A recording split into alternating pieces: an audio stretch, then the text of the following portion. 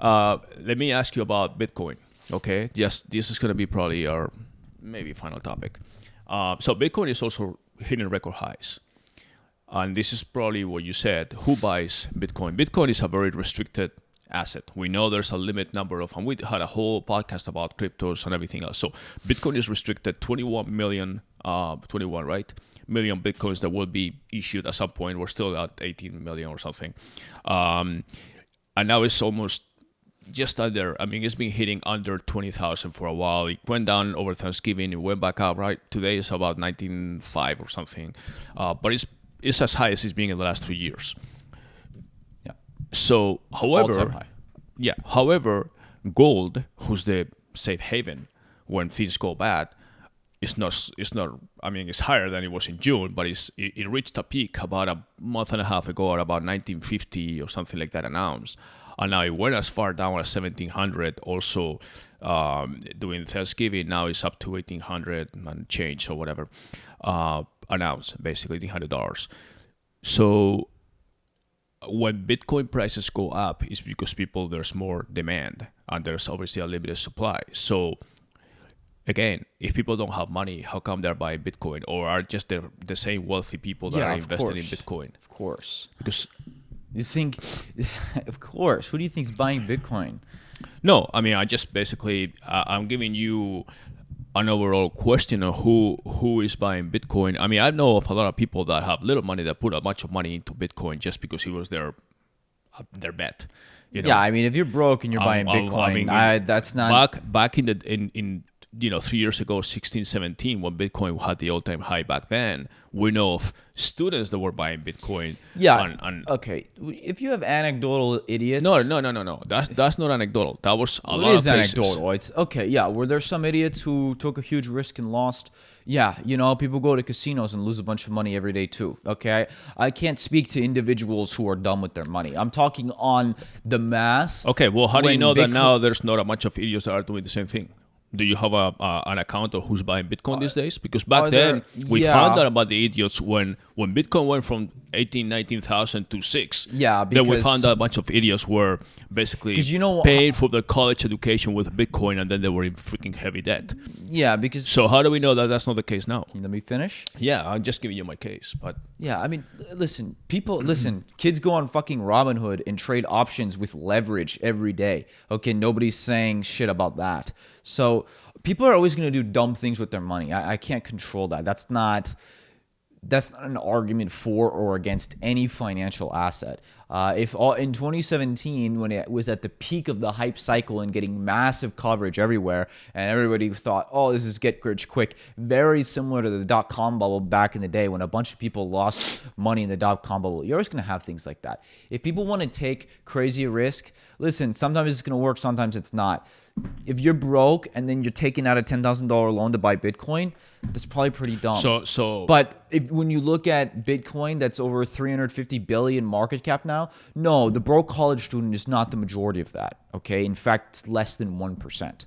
Okay, the majority of it these days, one of the reasons why it's growing so much is because institutions with billions of dollars are buying Bitcoin. That's what moves the market, not fucking college kids. So why? Okay, I understand that, but why would PayPal now say we're going to start taking Bitcoin as a trade currency for our platform? Because that's not the rich people that go to PayPal and buy and sell shit. That's for the average person. Sure, that's for the younger guy that says, "Oh, I have one." You're talking about what moves the market in Bitcoin? What moves the market in any market, in any highly liquid market? The whales, always. Where you have the market makers in the stock market. Yes, you have it. I mean, the majority of Bitcoin is owned by large funds, plain and simple. So they're the market movers. But for PayPal and companies like that to decide, we're going to start accepting Bitcoin as a currency. Okay, so institutions are not going to go, oh, I'm going to buy this little gadget, pay with PayPal and pay with my Bitcoin. That's for the average consumer. They're making it more mainstream. PayPal... Why does PayPal do that? Because PayPal is a business and they always need to adapt. The truth is, if Bitcoin succeeds, you don't need PayPal.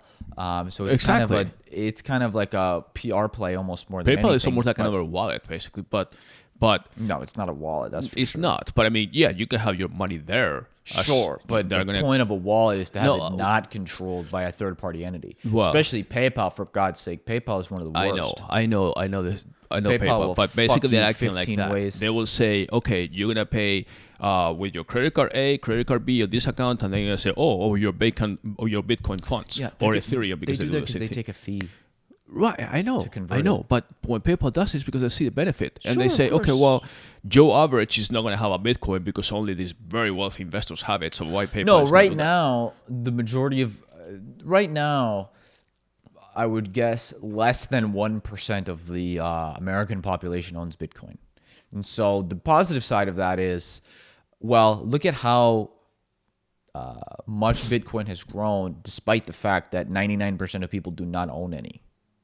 You know, what does Bitcoin look like if 10% of the population owns Bitcoin? You know, it'd be massive. But what's your kind of question? What was my question? Yeah. No, I was just wondering again Like, because why we're did talking, Bitcoin go up this year? Is that your question? Or No, why did it go up? No, this year. Why did it go up so much in the last 60 days? Because if you look at the chart of Bitcoin, like I said, delayed effects. I mean, things don't always happen like that. Just because something, the peak of the mortgage lending was in 2005 and 2006, the crash didn't happen until 2008, right? So things don't always happen instantly. So peak inflation was probably over the summer, and then it took a few months before Bitcoin started going up. And your question comparing to gold, I mean, Bitcoin just has much higher beta than gold. Bitcoin is earlier this year's market cap was at 150 billion. Gold's market cap is somewhere between 7 and 10 trillion, you know? So the amount of money that needs to be put into Bitcoin is to move it high percentages is much less than gold. yeah, I'm gonna show you the.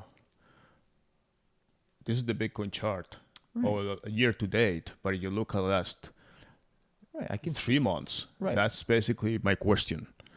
We were talking about liquidity and all that stuff, and this is go back. Yeah, this is basically how Bitcoin has raised. So I was wondering who's buying this, and a a lot lot of of people, but the majority is institutions. I mean, at the end of the day, Joe Schmo buying 1 or 2 Bitcoin is not moving the market. The market is moved when well, an there's a bunch of Joe Smos, then is moving the yeah, market. of course it matters, but the truth is, when BlackRock comes out and says we're thinking about putting billions of dollars into Bitcoin, and you have Paul Tudor Jones saying, "Yeah, we own 1% of we put 1%." No, of I our get portfolio." that. And Citibank right? So said, and Citibank or Citi saying, was it Citibank or their analysts, yeah, Yeah. they said 300,000 price Yeah. target.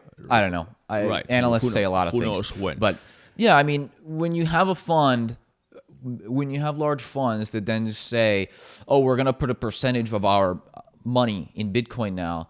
Well, when you're a huge fund, a small percentage is billions of dollars. That's what moves the market.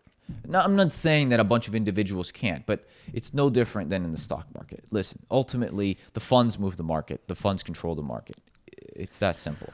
all right. And then as far as compared to gold, it's just Bitcoin is a much lower market cap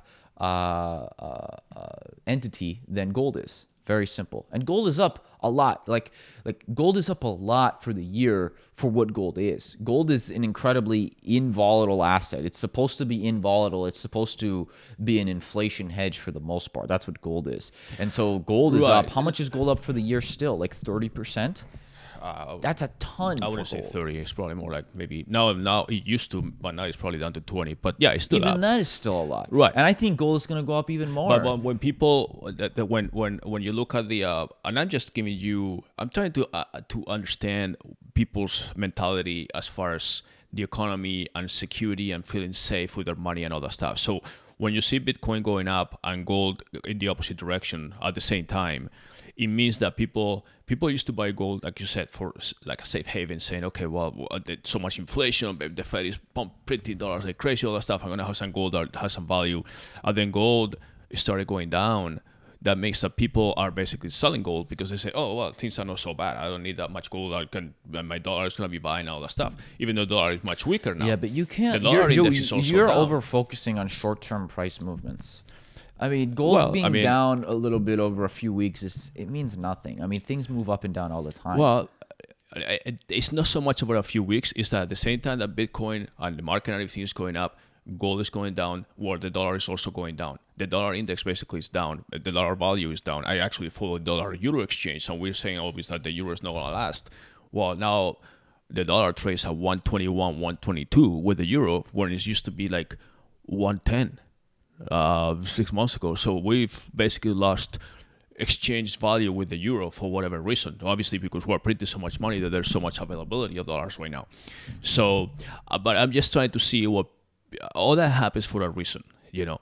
So, not always, not in short term. Well, there is randomness to the market, you know. Just because something goes up a little bit one day and down the next, that is honestly for the most part irrelevant. But I'm not talking about one day. I mean, we're seeing that growth over 3 months. So, my bottom line is that people are spending money that they don't have. That's basically it. And for them to do that, they must be feeling safe, even though maybe they feel safe because the future, we have the vaccine coming, we have all these other things. They say, okay, 2021 is around the corner, 2020 has been shit, we're just going to forget about it, and then it's going to go back to normal. Maybe that's the case. Maybe they say, okay, vaccine is here, we have 3-4 companies that say it's 95% safe, we'll have to just take a shot on something to go back to work, or to go back to airplanes, to go back to hotels, to go back to whatever. You know, so maybe that's the case. They say, okay, fuck it. We missed 2020. We got some money from the government, whatever, and now we're going to go back. If that's the case, that's fine. Maybe that people feel safe. And then if I feel safe, I spend money because I know I'm going to make money, and then I'm going to be able to pay my debt. If I don't feel safe, it's when I start saving money, thinking, oh, fuck, I don't know what's going to happen tomorrow. I mean, that's just normal human psychology. So I think the reason why people are going out, restaurants and this and that is because, A, they feel safe, healthy, as far as the coronavirus, it's fine. It's not so lethal. I mean, I may get it, whatever, but, you know, whatever. They just kind of care less about it. And B, they feel like if they spend the money, it's not going to be such a big issue they're going to regret in 2 months. That's my psychology of money. People are feeling like it's fine to spend it. And if that's the case, that's fine. You know, I mean, I don't have any other explanation for people, you know. That's why I kind of in the beginning I said I like to see the total number. So yeah, we know people are going to buy online. That's more common because we've shifted the scale to buying online more than before. But when we look at the global numbers, are we going to be way below consumer confidence for buying online that were a year ago? I'm sure, like you said, maybe yes. You know? Yes. Yeah, so we'll have to wait for that. So,